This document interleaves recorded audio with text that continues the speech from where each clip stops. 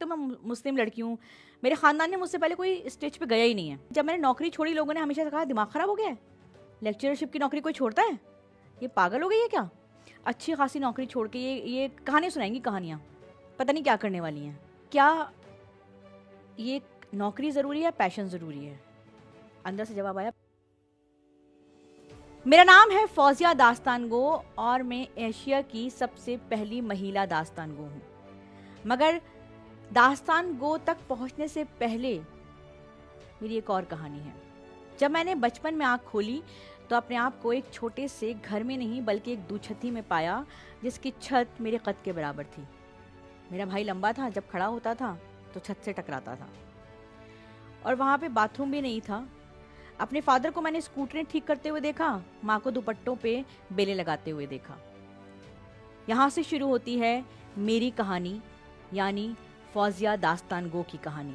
मेरी अम्मा ने मेरा एडमिशन कराया था एक जय भारत स्कूल में, क्योंकि उनकी बड़ी ख्वाहिश थी कि मैं इंग्लिश मीडियम स्कूल में पढूं। लेकिन कुछ टाइम बाद उनको रियलाइज़ हो गया कि वो वहाँ की फ़ीस नहीं दे पाएंगी।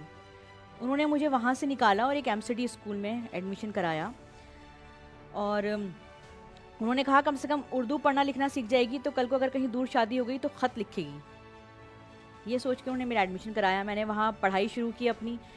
पढ़ाई तो मैं कर रही थी, मगर जो मेरा परफॉर्मिंग आर्ट्स वाला जो एक मेरे अंदर कुछ था कि मैं डांस को देखती थी, मुझे डांस सीखना था, मुझे थिएटर करना था, मुझे ड्रामा करना था। मगर एक तो कोई गाइडेंस नहीं थी ये कैसे करना है, दूसरे पैसे तो बिल्कुल नहीं थे, क्योंकि ये सब चीज़ें करने के लिए आपको पैसे चाहिए। तो हमारे एक दोस्त ने, प्रभात, उन्होंने कहा भाई फौजिया तुम कहानियाँ इतनी अच्छी सुनाती हो, तुमने कभी दास्तान गोई देखी है?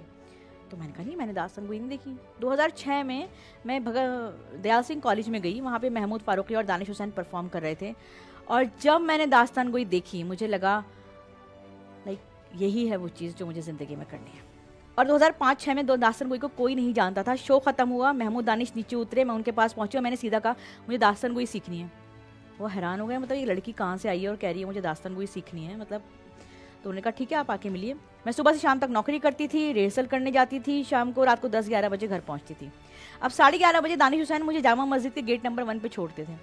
अब रात के 11:30-12 बजे लड़की अंदर कैसे जाए मोहल्ले में अपने। तो मैं क्या करती थी, गाड़ी में ही बुरखा ओढ़ती थी और बुरखा ओढ़ के मैं घर जाती थी, ताकि किसी को पता ना चले कि भाई ये है। तो इस तरह से मैंने वो सब सीखा, क्योंकि लेट रिहर्सल्स होती थी, लेट आप घर जाते थे, वहाँ से प्रोसेस शुरू हुआ।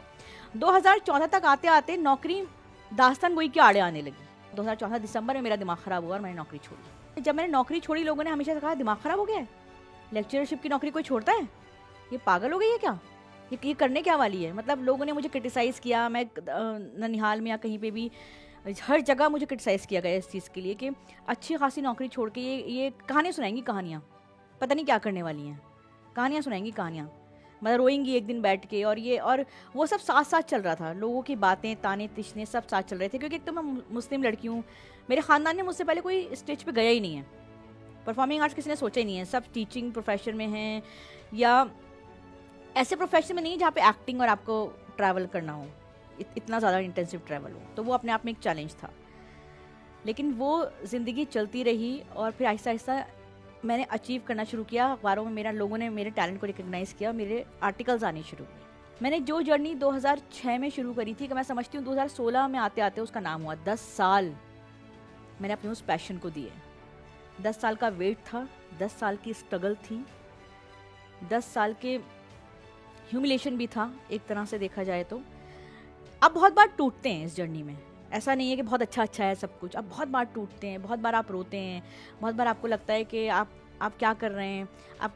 लेकिन जब आप शो करते हैं ना, जब आप वो चीज़ अचीव करते हैं, आप परफॉर्म करते हैं और लोग कहते हैं वाह क्या परफॉर्मेंस थी, कमाल कर दिया, वो है अचीवमेंट उस स्ट्रगल का, वो है अचीवमेंट, वो आपकी कमाई है बेसिकली जो आप कमाते हैं। मैं हमेशा सिर्फ एक बात कहती हूँ, मेरे जुनून का नतीजा ज़रूर निकलेगा, मेरे जुनून का नतीजा ज़रूर निकलेगा, इसी सियाह समंदर से नूर निकलेगा।